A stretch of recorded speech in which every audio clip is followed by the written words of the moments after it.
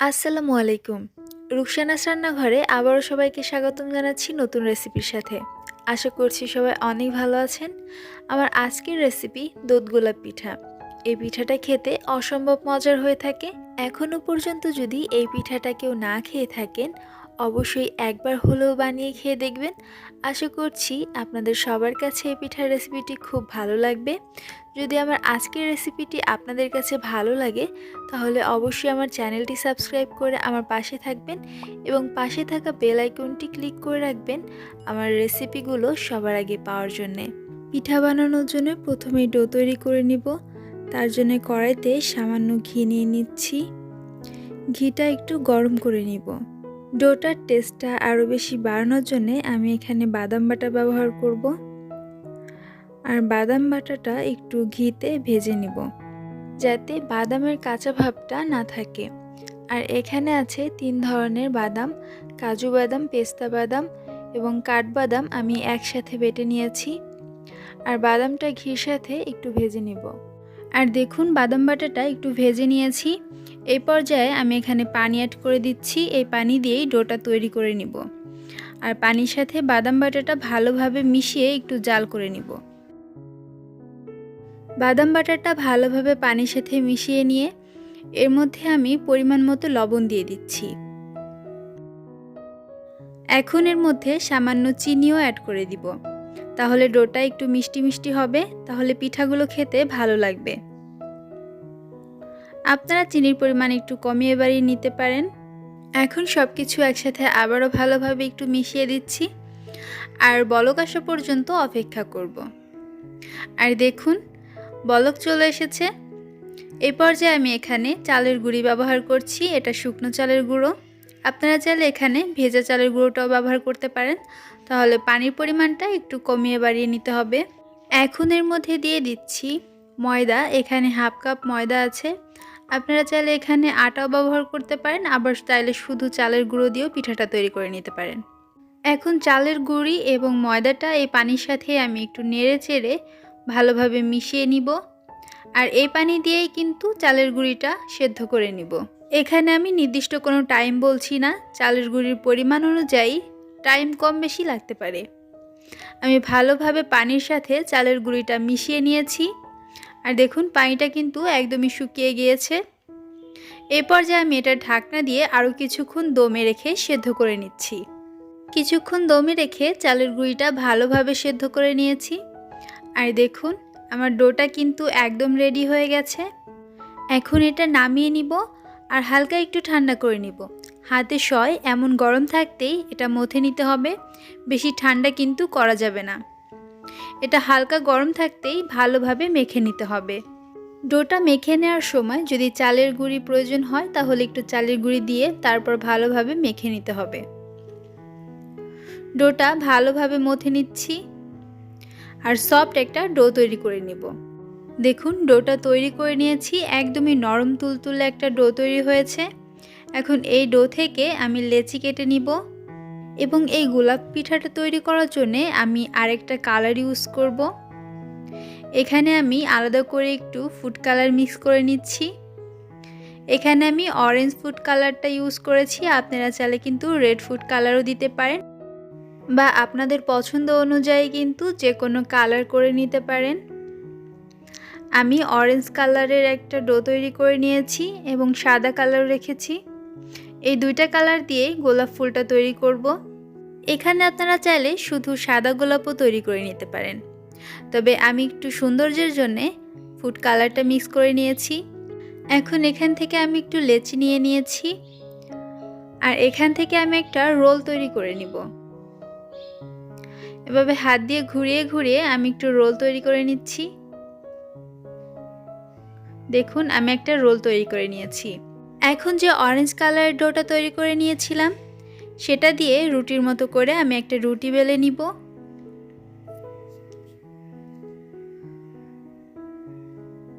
দেখুন আমি একটা রুটি বেলে নিয়েছি, তবে একদম পাতলা করে নিইনি। রুটিটা একটু মোটা করেই বেলে নিয়েছি, দেখতেই পাচ্ছেন। এখন যে সাদা রোলটা তৈরি করে রেখেছিলাম, সেটা এর মধ্যে দিয়ে আবারও একটা রোল তৈরি করে নিব, এভাবে পেঁচিয়ে পেঁচিয়ে। একটু হাত দিয়ে মুড়িয়ে এটা আবারও একটা রোল তৈরি করে নিব। দেখুন আবারও রোল করে নিয়েছি। এখন একটা ছুরির সাহায্যে আমি ছোট ছোট করে টুকরো করে কেটে নিচ্ছি। দেখুন এইভাবে রোল থেকে ছোট ছোট টুকরো করে নিচ্ছি।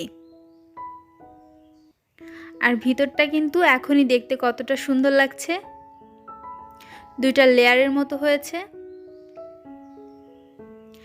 একইভাবে সবগুলো কেটে নিয়েছি। এগুলো দিয়েই আমি পিঠাটা তৈরি করব।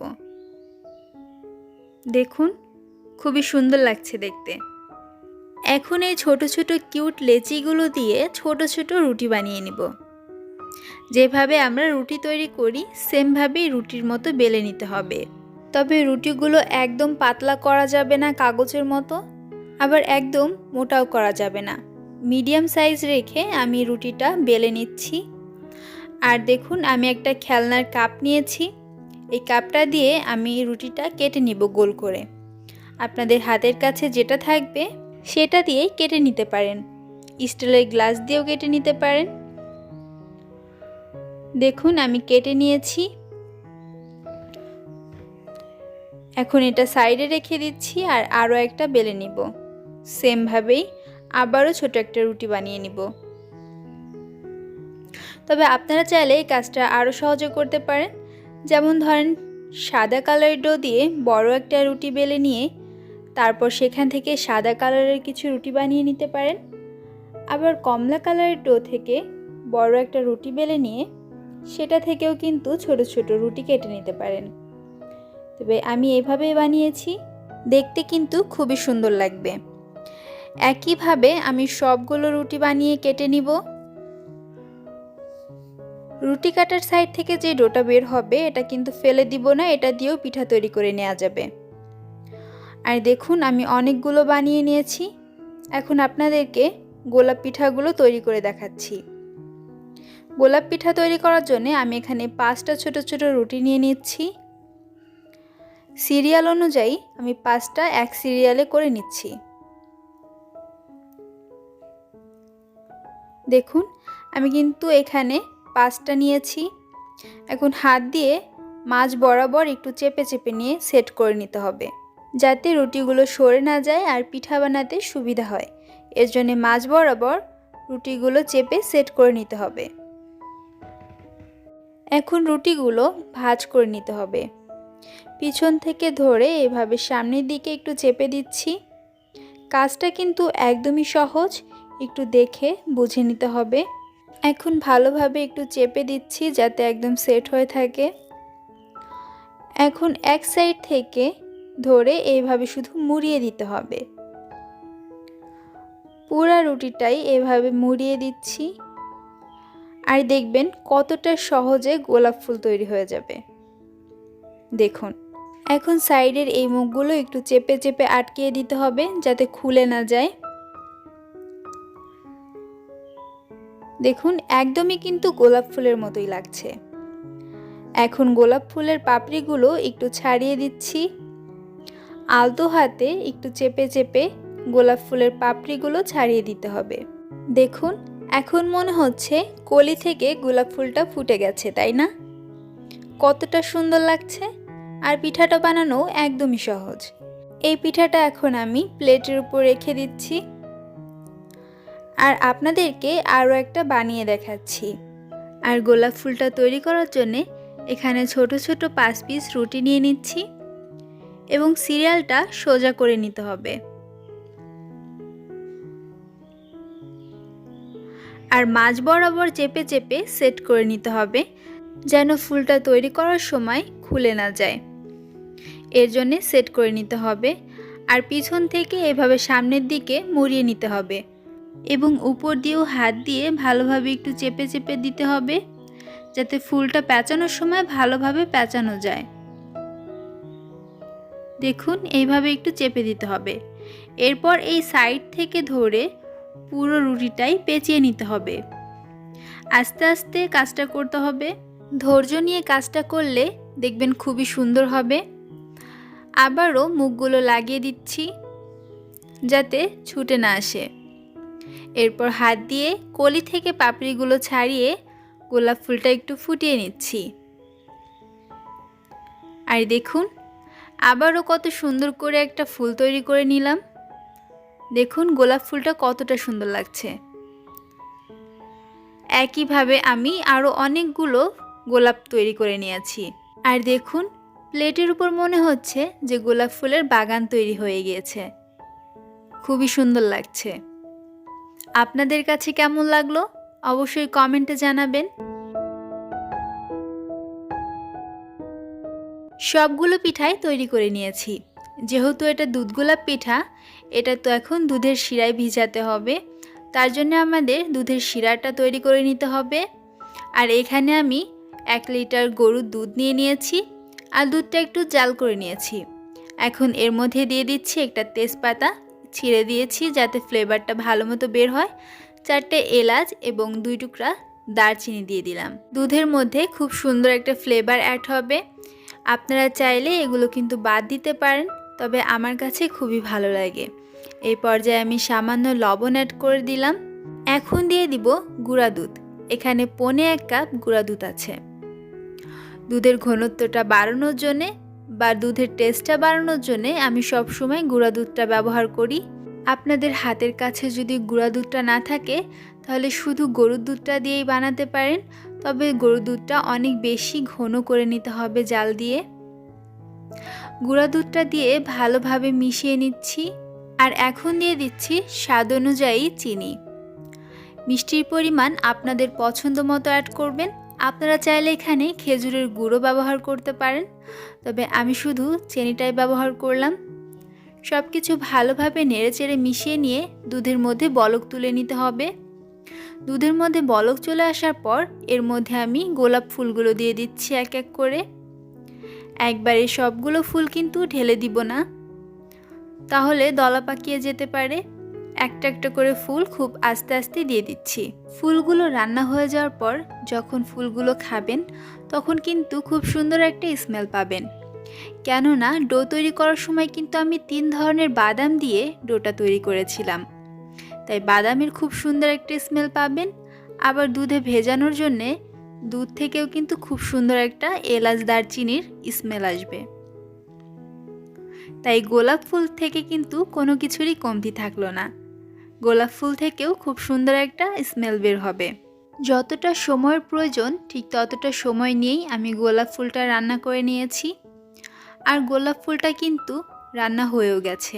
আর দেখুন দুধের শিরাটা কিন্তু অনেকটাই ঘন হয়ে গেছে আর ফুলগুলো খুব ভালোভাবে সেদ্ধ হয়ে গেছে, দেখেই কিন্তু বুঝতে পারছেন। এবং একটা ফুলও কিন্তু একটুও ভাঙেনি, প্রত্যেকটা ফুলই খুব সুন্দরভাবে আছে। আর দেখুন ফুলটা একদমই গোলাপের মতো লাগছে। আপনাদেরকে কাছ থেকে একটু দেখিয়ে দিচ্ছি। দেখুন ফুলটা কিন্তু একদম সেদ্ধ হয়ে গেছে। পিঠাগুলো রান্না করা হয়ে গেছে। এখন শুধু নামিয়ে আপনাদেরকে পরিবেশন করে দেখিয়ে দিচ্ছি। দেখুন কতটা সহজে দারুণ মজাদার দুধ গোলাপ পিঠাটা তৈরি করে নিলাম। লুকটা কিন্তু খুবই ইয়াম্মি লাগছে। আর পিঠাগুলো খেতে সত্যি অসম্ভব মজার হয়েছিল। আর দেখতেও খুবই সুন্দর হয়েছে। পিঠাগুলো দেখতেও যেমন সুন্দর, খেতেও তেমনই মজার। আপনারা যারা এখনও পর্যন্ত এই দুধ গোলাপ পিঠা খাননি তারা একবার হলেও বাসায় তৈরি করে খেয়ে দেখবেন। আশা করছি বাসার সবাই খুবই পছন্দ করবে। মেহমান আসলেও কিন্তু এই পিঠাগুলো তৈরি করে দিতে পারেন, সবাই কিন্তু আপনার প্রশংসাই করবে। আমার আজকের রেসিপি আপনাদের কাছে কেমন লাগলো অবশ্যই আমাকে কমেন্ট করে জানাবেন। আর রেসিপিটি ভালো লাগলে একটা লাইক দিতে কিন্তু একদমই ভুলবেন না। আপনাদের একটা লাইক আমাদের ভিডিও বানাতে উৎসাহিত করে। আর আপনারা যদি কোনো রেসিপি দেখতে চান তাহলে অবশ্যই আমাকে কমেন্ট করে জানাবেন, আমি আপনাদের সাথে শেয়ার করার চেষ্টা করব। সম্ভব হলে ভিডিওটি ফ্রেন্ড এবং ফ্যামিলি মেম্বারদের সাথে কিন্তু শেয়ার করতে পারেন। আজকের মতো বিদায় জানাচ্ছি। সবাই অনেক ভালো থাকবেন। আল্লাহ হাফেজ।